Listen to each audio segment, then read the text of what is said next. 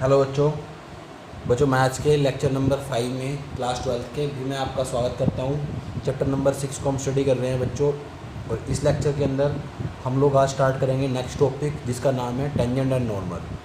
अब तक lecture number 1 से लेक्चर नंबर 4 तक हमने इंक्रीजिंग डिक्रीजिंग वाले टॉपिक को कंप्लीट कर लिया है।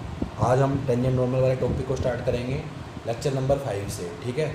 तो बड़ा इंपॉर्टेंट टॉपिक है, इसको ध्यान से सुनना है। टेंजेंट एंड नॉर्मल्स बच्चों, टेंजेंट नॉर्मल का मतलब क्या है वो ध्यान से सुनना। मान लो आपको कोई कर्व दे रखी है, कर्व की इक्वेशन है आपकी, ये कर्व C4 कर्व है, y is equal to fx करके इसकी इक्वेशन दे रखी है, ठीक है। तो कर्व को कोई एक पॉइंट पे टच करके निकलने वाली लाइन को क्या बोलते हैं? टेंजेंट बोलते हैं। क्या बोलते हैं?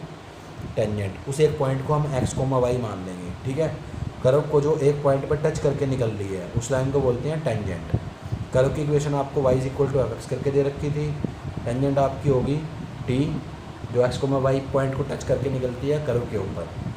जो लाइन कर्व के साथ 90 डिग्री का एंगल बनाती है, सॉरी टेंजेंट के साथ 90 डिग्री का एंगल बनाती है, जो लाइन टेंजेंट के साथ 90 डिग्री का एंगल बनाती है उसको बोलते हैं नॉर्मल। क्या बोलते हैं? नॉर्मल, ठीक है। तो T for tangent, N for normal और C फॉर कर्व, ठीक है। तो ये तीन चीज़ें हैं। कंसेप्ट आपका क्या है? इंपॉर्टेंट कंसेप्ट है। कंसेप्ट आपने नोट करना है कि जो स्लोप ऑफ टेंजेंट है, slope of tangent at x, y, इस पॉइंट के ऊपर टेंजेंट का जो स्लोप है वो होता है कर्व के dy/dx में। हमने ये पॉइंट पुट करना है, ठीक है। कर्व के dy/dx में ये पॉइंट पुट करके हम स्लोप ऑफ टेंजेंट निकाल सकते हैं। स्लोप ऑफ टेंजेंट निकालने का तरीका क्या है? दोबारा फिर सुनो।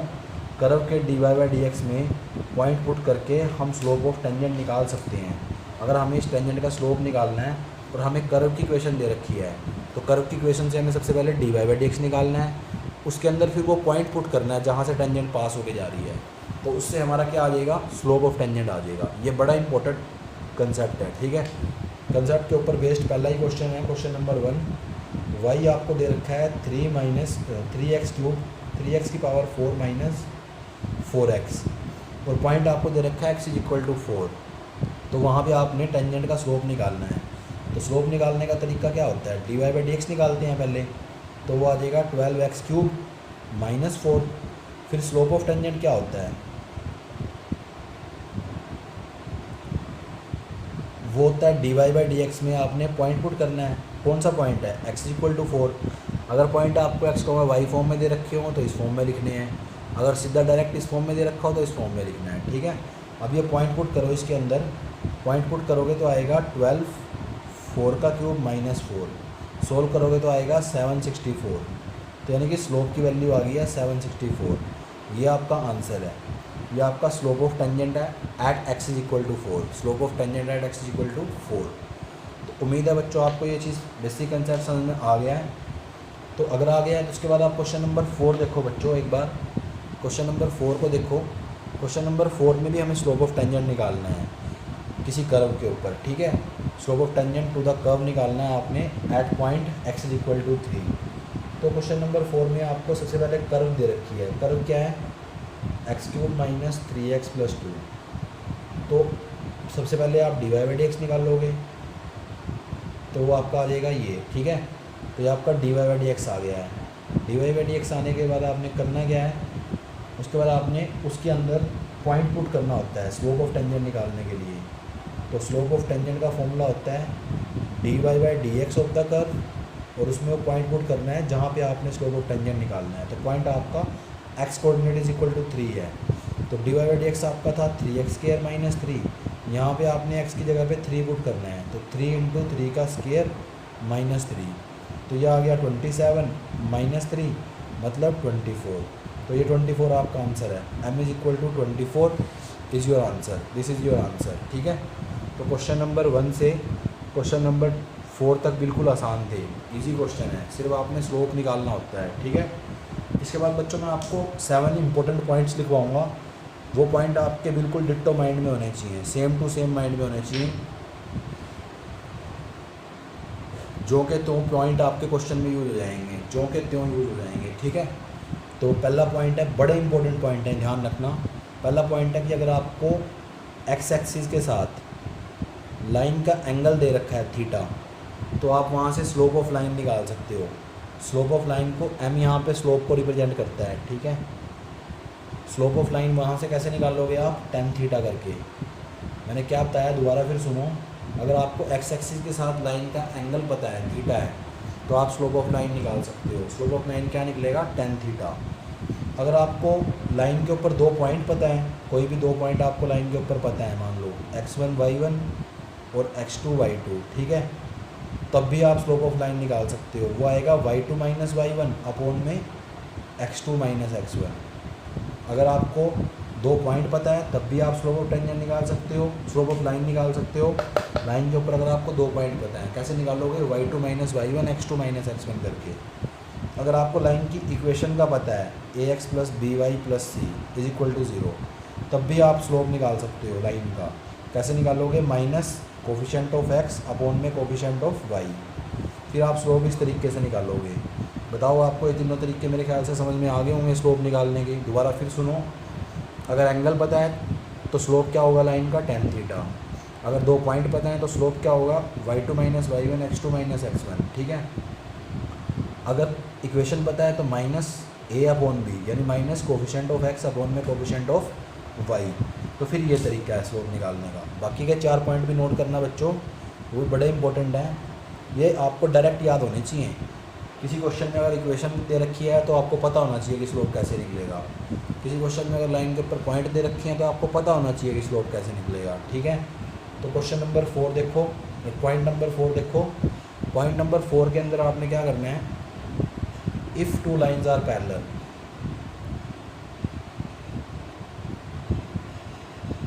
अगर 2 लाइन आपकी पैरेलल हैं, जैसे एक ये लाइन है कि ये लाइन है, इसका स्लोप मान लो m1 है, इसका m2 है, तो उनका स्लोप बराबर होगा।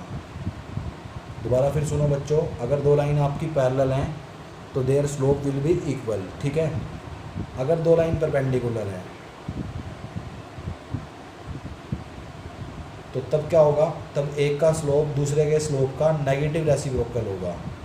अगर 2 लाइन आपकी परपेंडिकुलर हैं तो एक का स्लोप दूसरे के स्लोप का क्या होगा, नेगेटिव रेसिप्रोकल होगा। दोबारा फिर सुनो, if 2 lines are parallel their slope will be equal. If 2 lines are perpendicular there the slope of one line is negative reciprocal to the slope of another line, ठीक है। 6 point बड़ा important है, 7 point बड़ा important है। 6 point कहता है कि if line is parallel to X axis, अगर लाइन एक्स एक्सिस के पैरेलल है तो आप क्या लेके चलोगे, m को आप 0 मानोगे, ये कंडीशन का यूज़ करोगे, ठीक है। और 7 पॉइंट भी मिलता जुलता है, इफ़ लाइन इज़ परपेंडिकुलर या if line is parallel to y axis, अगर लाइन y एक्सिस के साथ पैरेलल है तो फिर आप 1/m को 0 मानोगे। किसको 0 मानोगे, 1/m को। चारों पॉइंट दोबारा एक बार फिर सुनो। पहला पॉइंट कहता था, दोबारा से सातों के सातों पॉइंट सुनो। पहला पॉइंट कहता था कि अगर लाइन आपकी एक्स एक्सिस के साथ थीटा का एंगल बनाती है तो स्लोप ऑफ लाइन होगा टेन थीटा। अगर लाइन के ऊपर आपको 2 पॉइंट पता है तो स्लोप ऑफ लाइन होगा y2 माइनस y1 अपॉन में x2 माइनस x1। अगर आपको लाइन की इक्वेशन पता है तो स्लोप ऑफ लाइन होगा माइनस a/b। अगर आपको पता है कि दोनों लाइन पैरेलल हैं तो उनका स्लोप बराबर होगा, इस कंडीशन का यूज़ करोगे। कंडीशन ध्यान रखनी है बस आपने।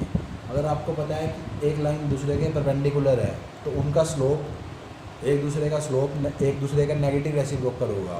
पहली लाइन का स्लोप दूसरी लाइन के स्लोप का नेगेटिव रेसिप्रोकल होगा, दूसरी लाइन का स्लोप पहली लाइन के स्लोप का नेगेटिव रेसिप्रोकल होगा। अगर आपको पता है, यह कंडीशन दे रखी है क्वेश्चन के अंदर कि line is parallel to X axis then its slope will be equal to 0। अगर लाइन वाई एक्सिस के साथ पैरेलल दे रखी है तो 1/m 0 होगा। तो बच्चों ये स्टेटमेंट के साथ आपको ये कंडीशन याद होनी चाहिए, ये बड़ी इंपॉर्टेंट है, ठीक है। अगर आपको ये कंडीशन याद हो जाती है तो उसके बाद देखो बच्चों, आप एक बार क्वेश्चन नंबर 7 देखो। पहले क्वेश्चन नंबर 7 में आपको क्या करना है, ध्यान से पढ़ो क्वेश्चन नंबर 7 को।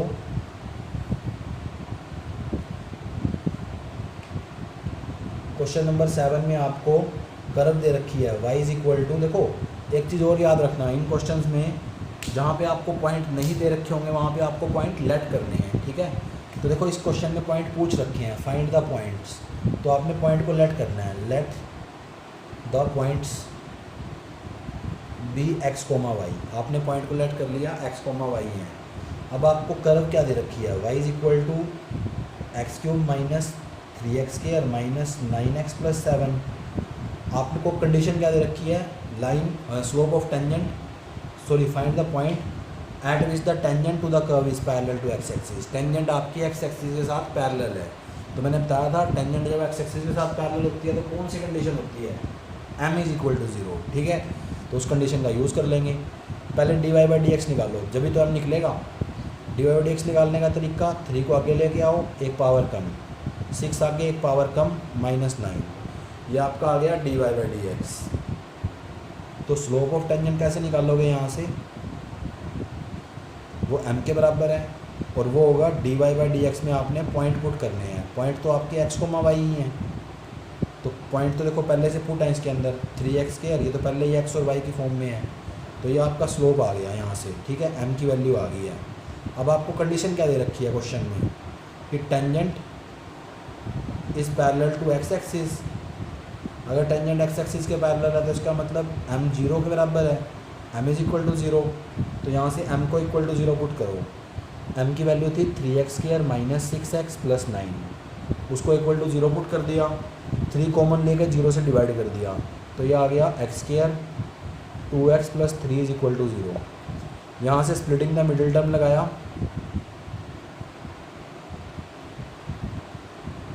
कॉमन वगैरह लिया, तो x की वैल्यू देखो 2 फैक्टर बन गए हैं आपके, x की वैल्यू -1 आई है या 3 आई है, ठीक है। अगर x की वैल्यू -1 आती है तो यहाँ से आप y की वैल्यू निकाल सकते हो पुट करके, -1 को इसके अंदर पुट करा दो,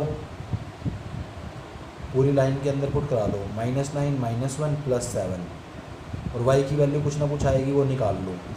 फिर आपका पॉइंट क्या आ जाएगा, पॉइंट आ जाएगा -1 कोमा जो भी वैल्यू आएगी y की, ठीक है। अगर आप x की वैल्यू 3 लेते हो तो फिर भी आप y की वैल्यू इस इक्वेशन से निकाल सकते हो, वो 3 का क्यूब x की जगह पे 3 पुट करा दो, -3 इंटू 3 का स्क्वायर -9 इंटू 3 प्लस 7, ठीक है। तो तब भी आप उसको y की वैल्यू निकाल सकते हो, यहाँ से कुछ ना कुछ वैल्यू आ जाएगी y की, और आपका पॉइंट क्या आ जाएगा, पॉइंट आ जाएगा 3 कोमा समथिंग, ठीक है। तो ये आपके पॉइंट आ जाएंगे, ये आपका आंसर है, जिस पे मैं ब्रैकेट डाल रहा हूँ वो आपका आंसर है, दैट इज़ योर आंसर। आपने पॉइंट ही फाइंड आउट करने थे और पॉइंट आपने निकाल दिए हैं, ठीक है। तो आज के लिए सिर्फ बच्चों इस वीडियो में इतना ही। आपने क्या करना है, वीडियो देख के 1 to 4 क्वेश्चन करने हैं और क्वेश्चन नंबर 7 करना है अच्छे तरीके से। अगर आप ये अच्छे तरीके से कर लोगे, साथ के साथ मोस्ट इंपॉर्टेंट क्या है बच्चों, कल सिर्फ मैं क्वेश्चन ही कराऊंगा आपको नेक्स्ट वीडियो में, इससे नेक्स्ट वीडियो में मोस्ट इंपॉर्टेंट ये है कि आपने जितने कंसेप्ट किए हैं वो कंसेप्ट आपको अच्छे से आने चाहिए। जो आपने स्टार्टिंग में कंसेप्ट किया है स्लोप ऑफ टेंजेंट निकालने वाला, वो आपको अच्छे से आना चाहिए, प्लस जो आपने 1 to 7 नोट्स किए हैं, अच्छे से कंसेप्ट्स किए हैं कि कब कौन सी कंडीशन लगती है, वो आपको अच्छे से आने चाहिए। अगर आपको ये सारे अच्छे से आते हैं तो फिर कल की या नेक्स्ट वीडियो आपके लिए बड़ी आसान हो जाएगी, ठीक है। लेक्चर नंबर 6 आपके लिए बड़ा आसान हो जाएगा, बहुत सारे क्वेश्चन आपके उन्हीं मेथड से सोल्व हो जाएंगे। तो बच्चों आज की इस वीडियो को देख के कंसेप्ट्स की अच्छे से प्रैक्टिस कर लेनी है आपने, ठीक है। बार बार लिख लिख के कंसेप्ट्स की ज़्यादा से ज़्यादा अच्छे से अच्छी प्रैक्टिस कर लेनी है, ताकि आपको कहीं पे भी किसी भी आगे के क्वेश्चन में प्रॉब्लम ना आए, ठीक है। उम्मीद है बच्चों आपको ये सारे कंसेप्ट और क्वेश्चन समझ में आ गए हैं। अगर कोई डाउट और प्रॉब्लम है तो आप वो डाउट और प्रॉब्लम मुझसे ले सकते हो। बच्चों वीडियो को देखने के लिए आपका बहुत बहुत धन्यवाद। Thank you, thanks a lot.